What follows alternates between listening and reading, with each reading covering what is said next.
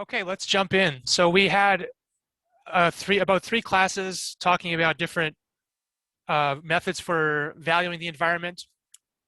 We talked about different uses of the environment, direct use values, indirect use values, non-use values, vicarious use values. Those are all different ways that the environment brings us benefit as human beings.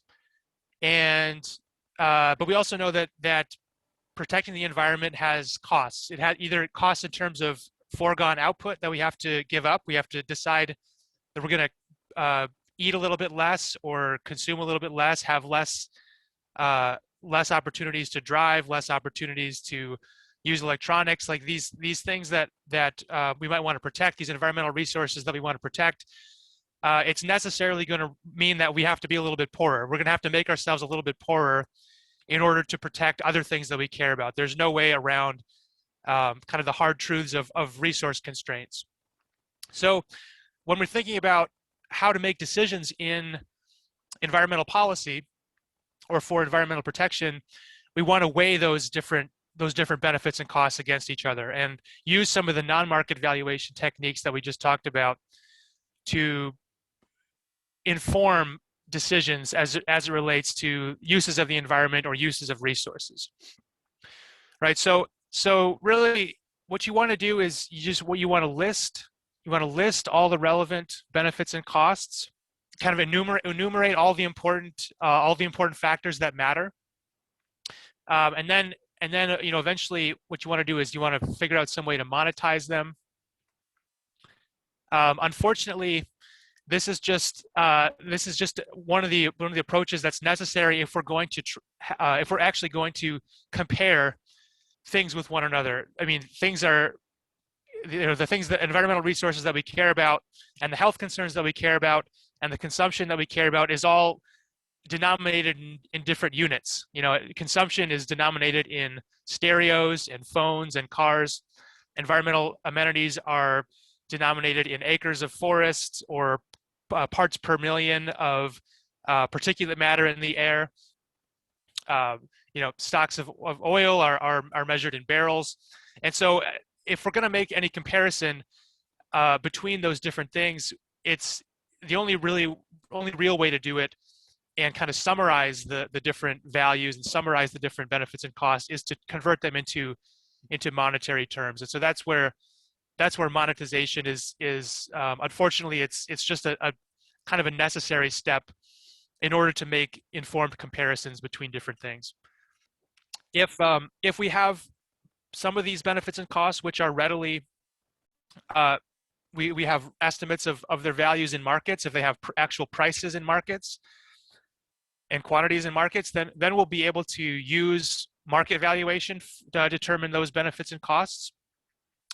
If it happens to be the case that some of these benefits and costs aren't directly traded in markets, we might have to use some of the non-market valuation techniques that we just talked about, either the revealed preference techniques like hedonic pricing, defensive expenditures, travel costs, things like that, or perhaps some of the uses and the benefits of the environment aren't even related to any kind of market transaction that we already undertake, in which case we might just have to use some kind of contingent valuation method or asking people if this environmental amenity were to be provided, what would that be worth to you? So if for the market, for the goods that are traded in markets, we monetize them according to just market valuation, the prices that we observe in the markets. For non-market goods, we have to use some of those other backdoor techniques that we talked about on Monday and on Friday. Then we want to make sure we're also tracing out the pattern of benefits and costs over time. So we want to make sure that we're discounting according to when those benefits and costs occur. If a cost is going to occur now, that's more harmful to you than if it occurs in the future. If you have to spend resources now to protect yourself against something right now, those resources can't be used now for something else. They can't be invested in something else. They can't grow and maybe turn into a larger amount in the future. So costs today are inherently more costly than costs that occur in the future, because if they occur in the future, we can use those resources now to invest, make them grow, and wind up with greater resources in the future. That's part of the reason why we discount, is the opportunity cost of resources. So that's we'll get into the discounting a little bit more in today's class. But that's another step after you monetize, after you adjust for inflation, after you do those things, then you discount the values. And I should just note, adjusting for inflation is a little bit different than discounting. Adjusting for inflation is just accounting for the fact that overall price levels are going to grow in the future. Discounting is accounting for the fact that the actual values, even if the prices were constant, the actual values of those things in the future, even at the same price, are a little bit less because they accrue to you in the future and not right now. So those two things are distinct. And so when I talk about discounting today, I'm not talking about adjusting for inflation. I'm kind of assuming that inflation adjustments have already been made. You've already accounted for the fact that money in the future is going to be a little bit less valuable because of the price level. General price level is rising. But the discounting I'll be talking about today is just the fact that resources today, real resources, are more valuable to you today than they are in the future. So after you discount, you might also, there's another part in here. You want to list also, just other non-monetary concerns. Those are also important to at least account for. And you might not be able to monetize them directly, but it's important to kind of enumerate them, put them down as part of the effects of whatever policy you're considering.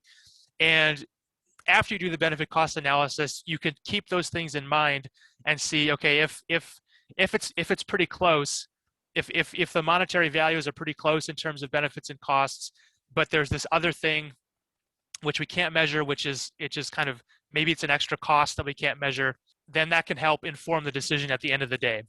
But assuming that you can monetize as much of these things as possible, then you find the net benefits. You take the costs and you subtract the costs from the benefits. And at the end of the day, you'll get all this stream of future benefits and costs will all be kind of collapsed into a single number, because you're taking all the future benefits, you're discounting them, and then you're adding them up. Because once you discount them, they're all represented in present value terms, and then you can add them up and come up with a single number. That will be kind of your final evaluation. And then you can kind of look at the final evaluation and consider, is there enough of a gap to maybe make up for some of these non-monetary concerns that we have? Are the net benefits high enough to make up for whatever extra maybe ethical considerations we might have? If they are, if the net benefits are enormous, it might be you might say, okay, that kind of overwhelms some of those other concerns we had, which we can't monetize. If the net benefits are very small, if it's close to zero, then maybe you decide, look, if it's close to zero, and if we also have some of these other concerns that we can't measure, maybe it's best to hold off on that policy. So an example of this, and we've actually kind of seen this a little bit in our discussion of efficiency, the microeconomics part of the course. We talked about efficiency. We talked about trying to drive the gap between total benefits and total costs as wide as possible. And so this is an example of kind of an application of that based on a study that was done of ozone reduction. And so what's being considered here, we have a baseline of 75 parts per billion of ozone.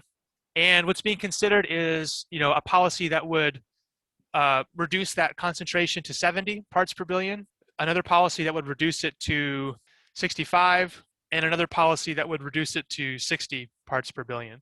Each of these decisions, each of these results that we want to get to, either 70 or 65 or 60, are going to require some kind of either combination of output reduction or extra technology to filter out the kinds of chemicals that come out of the smokestacks, which end up producing ozone in the atmosphere when it reacts with sunlight.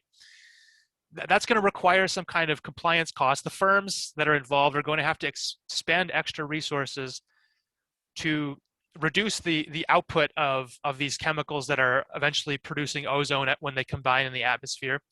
So there's going to be different levels of costs that have to be incurred to comply with that. So not surprisingly, the reduction from 75 to 70 would only cost that would cost the lowest amount. That would only cost 4.7 billion. These are in billions. All these numbers in this this table are in billions. That would be almost a $5 billion expenditure to retrofit factories in order to reduce the output of pollution down from 75 to 70 parts per billion. If you wanted to reduce it further to 65, that would cost, like an extra 10 or 11 billion. That would be up to $16.6 billion of extra expenditure. And then if you wanted to reduce even further down to 60, you could still get there. You could still reduce pollution lower, but it would be more than double what it would cost you to get to 65. So these costs are going up kind of at an increasing rate. The costs of reduction are going up at kind of an increasing rate. At the same time, we have benefits associated with those reductions. So there's actually having less ground level ozone lingering over an urban environment is actually going to save lives. And so we have, based on these different levels of ozone concentration, we have different estimates for avoided deaths. So the reduction from 75 to 70 would result in, somewhere between 1,400 and 2,100 lives saved. Those are people that would have died at 75, which are going to survive at 70 parts per billion.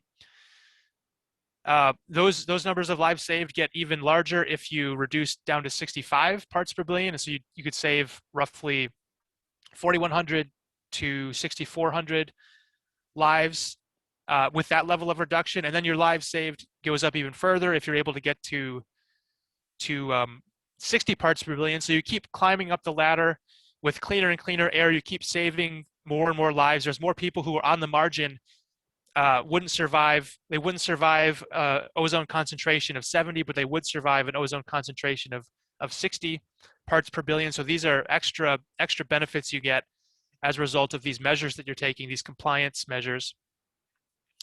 And then we can monetize that, and we'll talk a little bit. I believe I don't think we'll get to it today, but on Friday I want to introduce the idea of valuing mortality or valuing mortality risk, and that's you'd use those valuations of avoided deaths to convert, for example, the numbers of avoided deaths into monetary values. Using that value of a statistical life, those avoided deaths in the case of 70 parts per billion, those would be valued at about 7.5 billion, between 7.5 billion and 15 billion. If you go to 65 parts per billion, you can avoid more deaths, and those are valued at 21.2, which is somewhere between 21.2 and 42.1 billion. And then again, if you go all the way to 60, you avoid more and more deaths, and those are valued at around a range between 37.2 billion and 75.9 billion. Okay, so almost all of these policies, a choice of choosing 70 parts per billion, choosing 65 parts per billion, choosing 60 parts per billion, all of these have positive net benefits. In the case of, there's a small part of the range here of the 60 parts per billion value that doesn't quite exceed the compliance cost. So at the lower range of the, if only at a lower range of say 7,600 deaths avoided, those benefits would only be 37.2 billion, and that would not be high enough to make up for the compliance costs. That's if it's at the lower range. But at the higher range, it does make up for it. You have 75.9 billion in valued benefits, which does exceed the 41.2 compliance costs. So you have almost all of these different levels result in some positive net benefits, or maybe, in expectation, on average, you expect that these would result in some positive net benefits. But in fact, not all of these are equally good, because we can notice that, the net benefits, sort of the overall benefits after we take the benefits minus the costs, we have something like 2.8, something between 2.8 and 10.3 at the level of 70 parts per billion. We have something like 4.6. And this is just benefits minus costs using the ranges that are given there. It's something like 4.6 on net, 4.6 to 25.5 in the case of 65 parts per billion, and it's negative 4, negative 4.0 to positive 34.7. So part of after this evaluation has been done, part of what might lead you in one direction or another is how likely you think this number is, this 7,600 number for avoided deaths versus the 11,800 avoided deaths. It, depending on how likely you think those two are, that could affect maybe where the expected value of this range falls.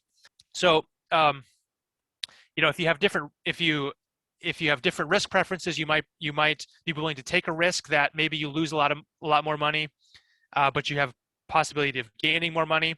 Or if you're more risk averse, you might prefer a tighter range. But this is the way this would be done. You find the compliance costs, you find a way to monetize the benefits, and then you subtract them from one another, and you get some net benefits. And then after you look at that final number of the net benefits, or you look at the range of numbers for net benefits, then you can kind of use that as a starting point, at least for the debate. It's not the final word. It's not the last word on whether this policy happens, or it's not the last word on what level of pollution control we actually want to have. But it is a starting point. And then again, if there are non-monetary concerns, which you think have been seriously neglected from the analysis, that gets factored in at the end once you have the final numbers there. Just to note one thing, if you remember our sulfur dioxide example from the beginning of class, this is kind of exactly what was being illustrated on that graph. At least the previous table that I was just showing is kind of a tabular form of this benefit and cost curve that I had showed kind of for sulfur dioxide back in the beginning. So we talked about how the first units of abatement are very, very valuable, and then the benefits kind of flatten out, and you get kind of a diminishing benefits as you do more and more pollution abatement. That was kind of one of the features of pollution control that we had talked about at the beginning of the microeconomics. We talked about how the costs start low, but then they increase. And essentially, what we said then was that we want to find the point at which the gap between these benefits and costs is as large as it possibly can be. So we could decide to go all the way to full abatement, get more benefits, but it would be much more costly. And it's important to remember that if we are going all the way to full abatement and spending this high amount of money on pollution abatement and getting a high amount of benefits, but maybe the gap is small. If we are spending a lot of money on pollution abatement, those are resources that can't go towards something else. Those are resources that are not available in society to go towards other kinds of things that we value. Investments in education, or investments in health innovations, or more widespread preventative health care. The resources we spend on abatement are not going to be available for those other purposes. And so it's because resources are scarce, we have to make trade-offs. It might be preferable, I guess, depending on your priorities, it might be preferable to consider a level that's more in this range, where you still get quite a large number of benefits, but you don't have to spend as much in the process, and those resources are freed up for other purposes. Okay, so that's kind of an overview of the concept. I want to get to the some discount rate ideas. So we saw this a little bit in the unit on intertemporal resource use. We saw that we discounted future period benefits. Using part of a resource now is more valuable to us than getting to use it in the future. I'm going to get to just a couple of the justifications for discounting and motivating this idea. So one approach, or one rationale, one reason that we might want to discount is you can broadly think of this as the opportunity cost approach. And this is like the idea that whenever a government, if you're thinking about government policy that has the potential to provide some benefits in society, maybe it saves lives, maybe it enhances the well-being of a certain subset of the population, those resources are not available for other things. And so it's like the fact that you're spending money on some kind of pollution control or some kind of environmental provision or protection right now means that you can't invest that money in something else. And so you might think, what are alternative investments that could cause your money to grow at low risk? And so you might think of like, what's the risk-free rate of return on your money? You could put it in the stock market, and typically over time, over the long run, you can get 5, 6, 7% return on an annual basis over the long run. But there is, year to year, there's a lot of fluctuation. There's a lot of risk involved with that. But there's other kinds of assets, government bonds or corporate bonds, which have a much lower risk. Somewhere, those return maybe 1 or 2% per year. So they don't return as much as the stock market does on average, but you're pretty much guaranteed a return of 1 or 2% per year. So if you think about, one reason for discounting is that any resources you spend now can't be invested, and they can't earn a 1 or 2% risk-free rate of return over time. So that's one reason for discounting is the fact that it's not earning any interest. You're not earning any interest on those funds if you spend them towards some other kind of program. The other kind of broad rationale or justification for discounting, broadly speaking, I'm going to call this the book uses the terms the social rate of time preference. And so this is composed of the social rate of time preference. It's composed of a couple different parameters. There's one parameter here. This is the Greek letter rho, which is called the pure rate of time preference.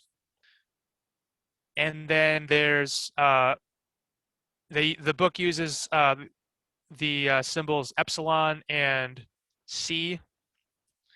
This epsilon is defined as the elasticity of, it's got a long name. It's the elasticity of the marginal utility of consumption. I'll explain what that means in a second. Elasticity of the marginal utility of consumption, and then C is the growth rate in consumption. And I don't know if it's grammatically correct to split the word consumption up between the M and the P. I have to look at a dictionary to figure out if that's the right division, but in any case, for the purposes of class, that'll be all right. So it's composed of two parts. This first parameter rho is just the pure rate of time preference. This is just kind of the overall preference for the present over the future. It's just kind of the impatience. It's almost like an impatience, almost like an impatience parameter. We prefer to have things now as opposed to later.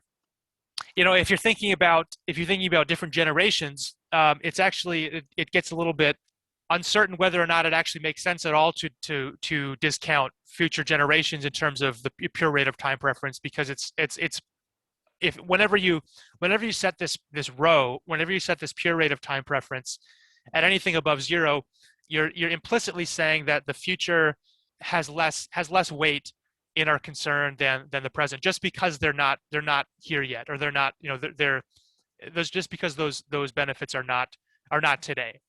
That's the pure rate of time preference. It's just the fact that there's people right now that are alive, and we prefer them to people in the future. But there's a separate reason for discounting the future, which is captured by this second term here. And this one, even if you don't agree, even if you think that this row should be set at 0%, because there's no philosophical justification for preferring one generation over another. Even if you think that that's zero, which a lot of people do, there could be still good reason for discounting future benefits and costs, for the reason that's captured by the second part of the equation. So this part has to do with the fact that as you get richer, as you get more income, the extra utility, or the extra benefit you get from that income, diminishes. That's what this marginal utility of consumption. That's why the word marginal utility is in this the name of this parameter, because this parameter has to do with how rapidly does your extra utility, or your extra well-being, how rapidly does that decline as you get more and more income. Certainly an increase of $1,000, if you're only making $15,000 or $20,000 a year, an extra $1,000 is very valuable to you. If you're making $100,000 or $2,000 a year, extra $1,000 is not nearly as valuable as it is to you if you had a lot less money. And so that's what's captured by this epsilon parameter, or this E, or this epsilon. It's how rapidly do you expect that marginal utility diminishes as you consume more and more, as you get richer and richer. And that gets multiplied by C, which is the growth rate of the economy, or the growth rate of consumption. That's how fast you expect the economy to continue growing over time. So if C is large, that means that you expect the economy to continue to grow at a decent clip over time. So you expect the future generations to be a lot richer than we are. So you'd expect that they would have less marginal utility for every extra dollar. So if we're transferring income from us today to them in the future, we would discount that, just because of the fact that by virtue of them being richer, they likely value that money a little bit less than we would today, because we're a little bit poorer. There's a kind of a way to think about this this social rate of time preference and this epsilon parameter, just to make this hopefully a little bit more concrete. This social rate of time preference has this epsilon parameter, which, as we said, is the elasticity of the marginal utility of consumption. You can think about that as the rate at which marginal utility decreases as you get more and more income. So if this parameter is, for example, set to 1, if we just have epsilon equal to 1, what that means is a given percentage reduction in our income now is worth the same percentage increase in the future. So it's like percentage increases. It's not the total dollar level. It's the same percentage level change in income that matters. So for example, these two scenarios would be equivalent here. So in the first case on the left, we have a reduction from $40,000 to $36,000. That's a 10% decrease in our income now. And in order for that to produce an equivalent amount of extra well-being in the future, let's assume that right now our income is $40,000, and in the future we expect our income to be $80,000. So we're twice as rich as we are in the future as we are in the present. a 10% reduction in our income now is $4,000 a decrease.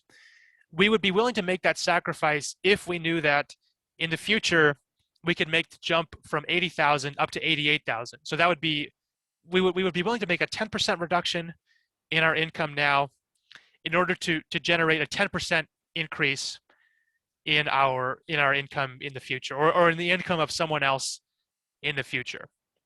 So that's what it means for the elasticity of marginal utility of consumption to be equal to 1, is a percentage reduction now is equal to an equivalent percentage increase in the future, or a percentage increase now is equal to the same percentage decrease in the future.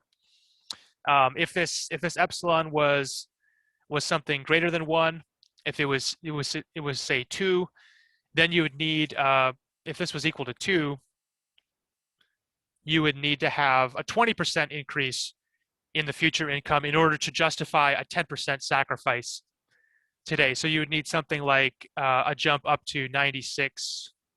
In that case, a $4,000 sacrifice now, which is 10%, would require like a 20% gain in the future. So from 80,000 to 96,000 in the future. So that's kind of the way that epsilon parameter comes into the calculation, is it tells you kind of how much you expect that extra money gives you more and more well-being as you get richer and richer. And that gets multiplied by the rate at which you expect the future to be getting richer and richer, which is given by this C parameter. You know, there's actually a couple of famous studies of climate change where they've used different assumptions for this. And so there's one climate change study called the Stern Report, which uses a rho value of 0.1. I believe it's an epsilon value of 1 and a growth rate of consumption as 1.3. And so they use that, and they're able to arrive at a 1.4% discount rate that they would use for discounting future impacts. William Nordhaus, another economist, has done a similar study of climate change, and they both assume that the growth rate of the economy is going to be 1.3, but Nordhaus assumes that there's a little bit more of a rapid diminishing marginal utility of consumption, where it's 1.4. So it's something a little bit greater than 1. He expects that extra dollars when you're rich are even less and less valuable to you than when you're poor. That's what a 1.4 assumption of 1.4 would mean relative to an assumption of 1. And then he also uses a pure rate of time preference of 1.5, and if you combine that together, you get something like 3.32%. So it's not, even if you make some of these different assumptions, you don't get that much of a difference. You get something that's maybe about 1.4 relative to 3.3. But I just want to point out that if you take $1 million and you discount it by these different rates, let's say you do a rate of 1.4%. So you divide, in order to discount that $1 million, you divide that by 1.014. And if we're thinking about, say, a period that's 100 years in the future, we'd raise that to the 100th power. That's going to give you something roughly, it's going to cut that $1 million down by about 75%. It's going to give you only about $250,000. That's what $1 million would be worth at a 1.4% discount rate 100 years in the future.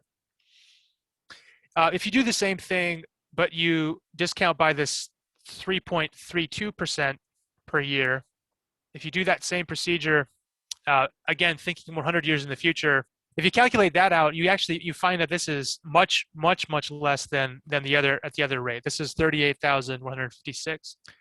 So you have a difference of, 38,000 is something like 15% of 250,000. So this relatively small difference in discount rates, if you change from 1.4 to 3.3, when you look 100 years out, it actually makes a huge difference in terms of how much that money is worth in the future, how much those benefits or costs are worth in the future. So it's tricky. Like we have to choose something. It's rational. I mean, or at least it's justifiable to use some positive discount rate. I think at least for the reasons that we expect future generations to be a lot richer than we are.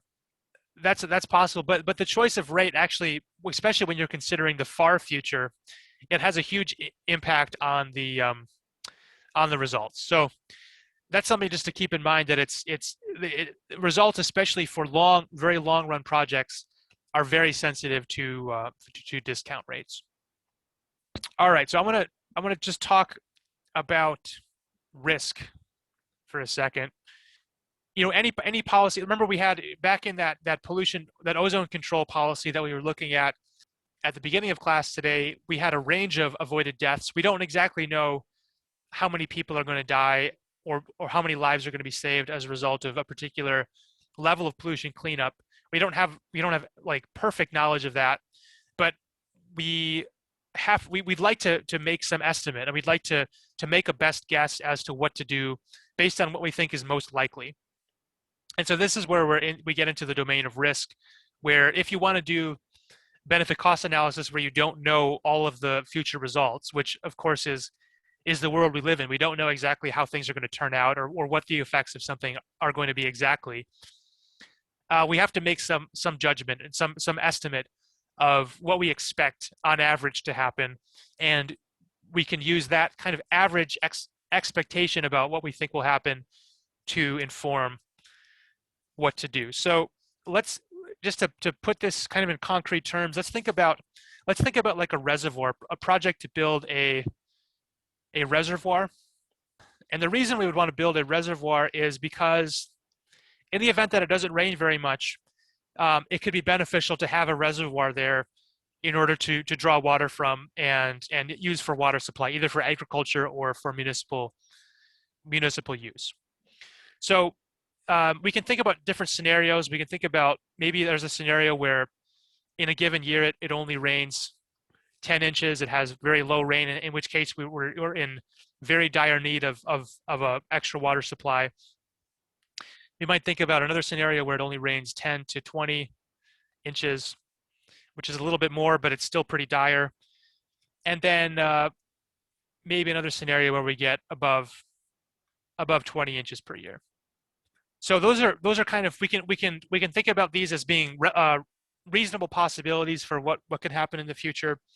And you know, if we go back into meteorological records, we can find, and I'm just making these numbers up, but maybe it's a 5% chance on an annual basis that we get only 10%, or 5% chance that we get 10 inches of rain. Maybe it's a 24% chance that we get in a given year 10 to 20 inches of rain, and that would leave 71% chance that we get above 20. And the benefits of the reservoir, let's say the benefits of this reservoir, we don't actually get any benefits from it when rainfall is greater than 20 inches, because we have as much water as we need, and so we don't get any additional benefits of the reservoir in years where we get that amount of rainfall. Maybe the damages that we avoid, or the costs that we avoid in a year where we only get 10 to 20 inches of rainfall. Let's say that the benefits of that reservoir in that case are 2 million. So we're able to avoid losses of 2 million because we have an extra storage of water which protects us against those dry conditions. And then maybe in the event that we have very little rainfall, maybe this reservoir is extremely valuable to us and we get $8 million of benefits from that. So the way that we would evaluate, and let's say that this reservoir, let's say that this is going to cost us $800,000 in terms of annualized costs to operate and maintain and to build. So it includes some of the construction costs and the operating and maintenance costs of the reservoir. In order to evaluate whether this is a viable project or a project that's going to return net benefits, what we do is we take each of these probabilities and we'd multiply them by the expected benefits. So in that case, we would take this 5%, we would multiply that by the $8 million of expected benefits in the 5% scenario. We would take the 24% scenario and multiply it by the expected benefits in that 24% scenario. And we do the same thing for the 71% scenario, except that that's kind of trivial because this is just, that's $0 of benefits. So that will just become nothing at the end. And so this is, if we multiply the probability of the event times the benefits of the event, plus the probability of the next event times the benefits of the next event, plus the probability of the next event times the benefits of the next event, and we add those up, we get what's called the expected benefits. And so this is one way to treat risk, is to consider kind of what we expect to get on average. Even if we don't know exactly how it's going to turn out every single year, we can calculate maybe the expected benefits according to this procedure that I've just outlined, which is, if you've taken stats, this is kind of the same thing as calculating an expected value in statistics. And if we add these all up, what we end up getting is something that's 0.88 million, which if we take that number and we compare that to, that's the expected benefits. That's like, some years we'll get 8 million, some years we'll get 0, some years we'll get 2 million, some years we'll get 0, most years we'll get 0, but on average, we'd expect it to save us about 0.88 million per year, which is 880,000 per year, which actually is in excess of the annual costs. So in this case, for this simple example that I've just outlined here, this reservoir would, on average or in expectation, it would provide net benefits because the expected benefits exceed the annual expected benefits exceed the annual costs.